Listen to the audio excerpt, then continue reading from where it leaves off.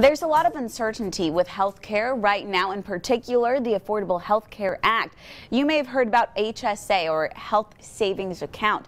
Davis Garrison III from Preservation Financial Group is here to tell us more. Davis, thanks so much for being here on Daytime. Thanks for having me. Yeah, so a lot of people have been hearing about HSAs, but some people may not even know what it means. Can you just explain what an HSA is? A health savings account is a tax-deductible account that you can fund, your employer can fund, you can fund, or a combination. They're high-deductible health plans. And the beauty of them is that you can deduct the premiums that you pay into them, and you get the, if you need money for health care, you can pull it out tax-free. So they're very, very, they're very, very tax-friendly, is what I'm trying to say. Right. Your contribution limit will depend on your age and the type of health care package that you have. The HSA contribution limits are indexed for inflation. As an example, if you have family coverage and are age 55 or older in 2017, you can contribute $7,750 and deduct that. There are currently no income limitations on health savings accounts, which is pretty crucial.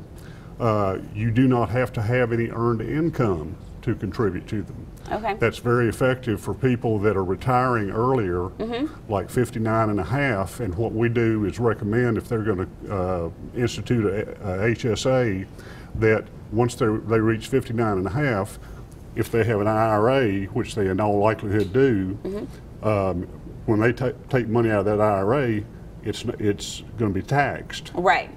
But they can take that money out of their IRA, make a contribution for a health savings account, and since it's tax deductible, it washes the taxes out on the IRA.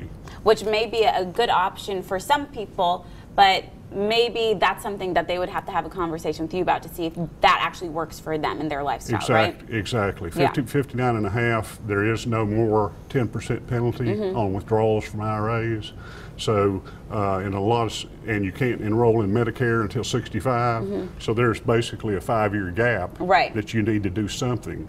Right. And with all the questions about the Affordable Care Act right now, everybody you talk to says that it is imploding. Right, and there is a lot of uncertainty right now. So what would be your advice for people that are kind of going through the same issue, wondering about HSAs and what to do with them? What would be your advice to them? Go to our website. There's information in regards to them on our website. They can come in, call, make an appointment, and come in for a no obligation free consultation. Just how to set it up.